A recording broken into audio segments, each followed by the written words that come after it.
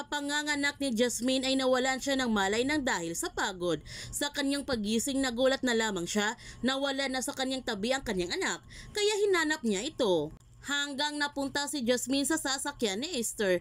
Nagtataka naman si Esther kung bakit ganyan ang hitsura ni Jasmine.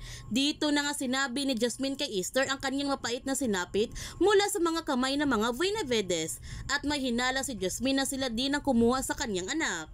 Kaya tutulungan na nga ni Esther si Jasmine na maghiganti sa mga Benavides at ikukulong muna niya ito sa ibang katauhan para hindi siya makilala ng mga Benavides. Hindi madali para kay Jasmine na bumangon ulit dahil bumabalik sa kanyang isip ang lahat ng trauma na kanyang dinanas sa mga Benavides.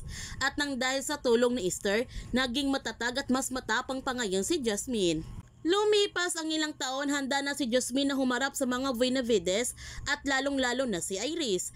Handa na siyang magpakilala sa kanila bilang si Lavender Fields.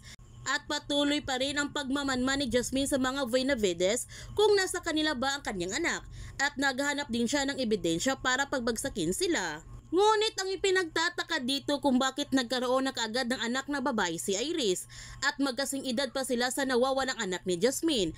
Ito na kayang anak ni Jasmine at ginuha ito na Iris upang ituring niya na tunay na anak. Gayon pa man, hawak na nga ni Jasmine sa kanyang mga kamay si Max at pinahirapan niya ito ng husto katulad sa ginawa nito sa kanya noon. Bago tuluyang namatay si Max, naipalam naman niya kay Iris ang pagbabalik ni Jasmine. Kaya abangan natin ang paghihiganti ni Jasmine sa mga Benavides. Kung bago ka pa channel ko, don't forget to like, subscribe, and click notification bell para palagi kang updated sa mga videos in-upload ko. Thank you for watching and God bless to everyone.